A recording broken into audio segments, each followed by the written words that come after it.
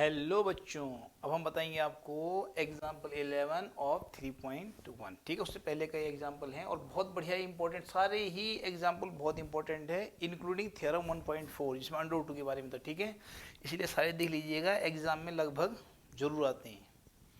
तो देखिए इसमें कहता है सो दैट 3/2 इज इरेशनल। ठीक है साहब, हमने प्रूव करना है कि 3/2 एक इरेशनल नंबर है। तो देखो बेटा सब में सेम पैटर्न है, अगर आप ध्यान देंगे तो जितने भी हैं। ठीक है, तो ये ज़बरदस्ती मान लेंगे हम कि भैया कि हम लोग ज़बरदस्ती मान लेंगे कि एक कॉन्ट्रेटरी मतलब कॉन्ट्रेरी मीन्स होता है कि आप एक ऐसी बात मान लें जो नहीं है।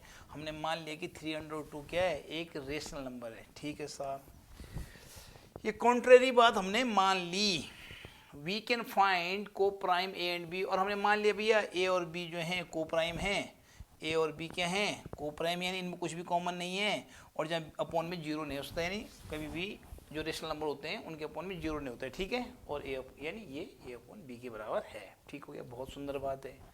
अब हमने क्या किया कि अंडर रूट को अलग कर दिया बिना अंडर रूट वाले से, यानी 3 चला गया इसके अपॉन में, यानी a/3 भी हो जाएगा। आपको पता है मल्टीपल जो कोई अलग होता है तो इसे सामने वाले के अपॉन में चला जाता है, यानी b के साथ चला जाएगा ये। देखिए अब 3 आ गया b के साथ, ये सीन हो गया। अब यहाँ पे देखिए अब सीधा सीधा ये है इरेशनल, ये है रेशनल। ऐसा कभी नहीं हो सकता है कि एक इरेशनल है और इज इक्वल टू के बगल में जो है रेशनल है। दोनों ही इरेशनल होंगे या दोनों ही रेशनल होंगे। अब ये बात कुछ जमी नहीं। अब ऐसा क्यों हुआ, ऐसा इसलिए हुआ कि हमने शुरू में गलत बात मानी कि भैया 3/2 क्या है, रेशनल है।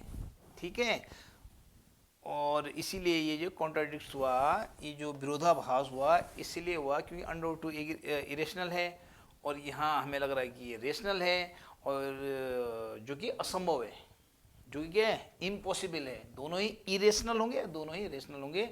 इसीलिए हम इस निष्कर्ष पे पहुंचे कि भैया 3/2 इज इरेशनल। ठीक है, आई होप आपकी समझ में आ गया होगा। Thank you.